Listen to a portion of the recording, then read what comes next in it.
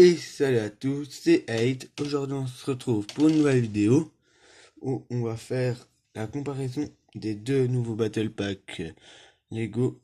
Donc le Inferno Squad Battle Pack et le Elite Praetorian Guard Battle Pack. On commence tout de suite. Alors commençons par le premier, donc l'Inferno Squad. Donc il est donné avec 4 figurines, donc le commandant, je ne sais plus vraiment le nom, je vais pas vous mentir, je ne me suis pas tellement attaché à la version campagne de Battlefront 2. Je sais juste un peu près l'histoire, mais sinon je ne m'y suis pas tellement attaché. Donc la voici. Donc c'est le seul personnage qui n'a pas de casque, qui a une sérigraphie différente sur son blason. Voilà, j'essaie de vous le montrer. Et en ce qui la concerne, elle n'a qu'un seul blaster simple, et c'est tout. Donc, on a maintenant un soldat un peu plus lourd, avec un casque que voici. Donc, c'est comme les masques de TIE, à part qu'ils ont des reflets rouges et un peu argentés. Donc, l'arme, c'est un peu comme la mitrailleuse qu'on peut voir, enfin, ouais, on peut appeler ça une mitrailleuse qu'on peut voir dans le Battle Pack de Rogue One pour les rebelles. À part que là, ce n'est pas une simple tige et tout ça, c'est un simple manche qu'on peut voir pour les sabres des gardes royaux impériales. Voilà. Donc il est mis avec un lance-pièce, ce qui fait un peu de jouabilité. Je trouve que c'est quand même pas mal. Une autre figurine là, c'est un lance-roquette.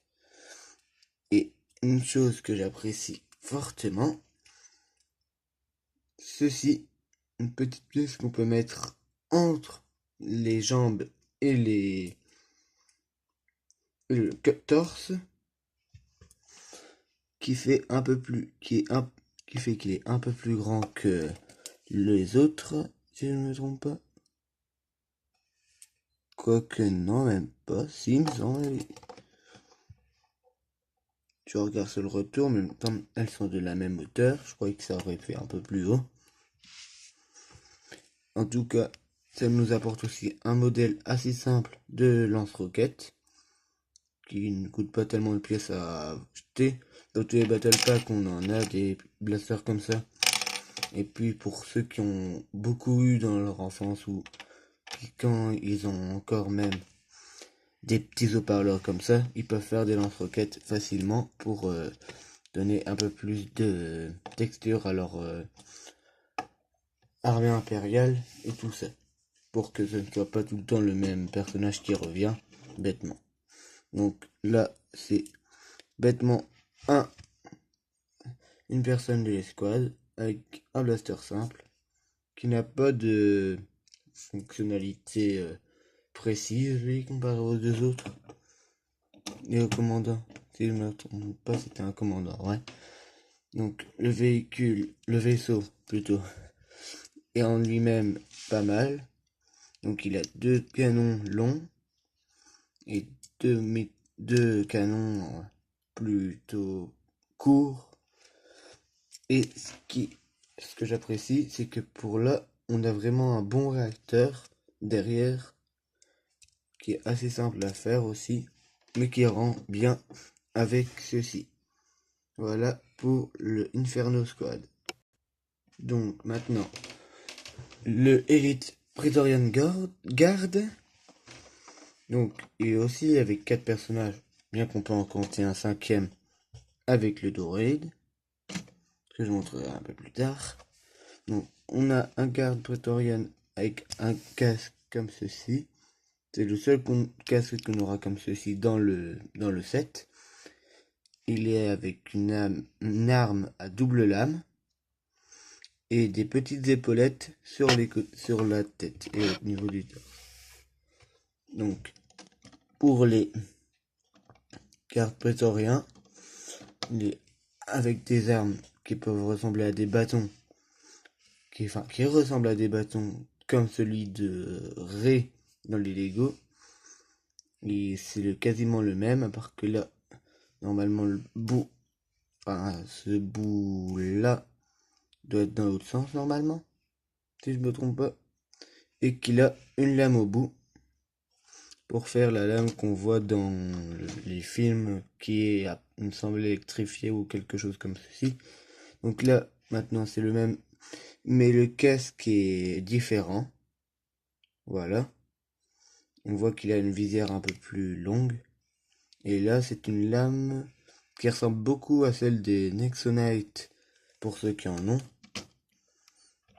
Elle ressemble beaucoup à celle de Clé, si je me trompe pas, ouais. Il me semble que c'est ça. À part que là, il n'a pas les détails sur la lame. Sinon, les fonctionnalités, on peut faire se combattre les gardes. Par contre, il faut enlever un peu ce qu'il y a sur les côtés. Donc, vous faites tourner et ils se combattent, entre guillemets. Il y a aussi une petite fonctionnalité que j'aime bien, c'est que on peut enlever les deux petits accessoires et les remettre comme si de rien n'était. C'est ça que j'aime bien aussi dans ce set. Il a aussi 3 recharges pour le Stormtrooper. D'ailleurs, j'ai oublié de vous le montrer. Donc, c'est un Stormtrooper basique. Donc, pas besoin de vous le présenter pour ceux qui ont des Lego. Vous avez sûrement dû le voir, ou la voir même. Donc, il y a une arme en plus. Donc, ce qui fait que toutes les armes ne sont pas utilisées en même temps. Donc, c'est une arme qui peut être assez longue ou plus courte selon le mode de fonctionnement, enfin, le mode d'utilisation. Et on peut mettre les 4 armes dessus si vous voulez que vos personnages soient main libre pour les remettre plus facilement de leur boîte ou les ranger plus facilement si vous avez une caisse de rangement. Donc maintenant le droïde plutôt. Donc ce droïde là a une arme à double canon qu'on peut voir dans le set. Enfin, je vais avec mes références à moi dans le set de la Moto Jet de Obi-Wan Kenobi. Donc le set date quand même. On pouvait le voir en tant que canon. Donc maintenant on passe de l'autre côté. Donc c'est un sabre avec le manche de celui de Kylo Ren et une lame simple. Donc c'est comme le droïde que je vous ai montré dans... Je ne sais plus tellement si je vous l'ai montré. Je ne crois pas, mais c'est comme le droïde dans le set... la transformation de Vador, à part que là, ce n'est pas du tout les mêmes pièces qui sont sur les côtés, et qu'il a des ajouts au niveau des bras. Enfin, il a des bras aussi. Donc maintenant, si je devrais faire un choix, pour moi je crois quand même que c'est le Inferno Squad qui est le meilleur. Rien que pour avoir déjà montré le modèle de lance-roquette, qui moi ça m'intéressait depuis toujours. Je cherchais toujours des modèles de lance-roquette pour mon armée, mais je ne trouvais jamais des tutos abordables en fait. Donc là, c'est comme il est très simple, c'est ça que j'aime bien. Le Praetorian Guard n'est pas mal non plus, mais il n'a pas le fait que ce soit un peu plus jouable que le... Enfin, il est aussi jouable, mais c'est vite fait. Et puis c'est plus celui qui tournera le plus à gagner, quoi. Que je vais vous montrer. Si vous faites ça tout le temps, vous n'avez pas la même force dans chacun de vos bras, à moins que vous soyez ambidextre. Mais si vous êtes droitier ou gaucher, ce sera toujours votre main dominante qui gagnera. Et je peux le dire, je l'ai fait. J'ai tout le temps essayé, c'était tout le temps ma main gauche qui gagnait.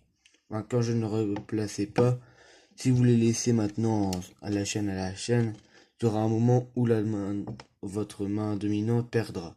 elle ne tiendra plus vraiment.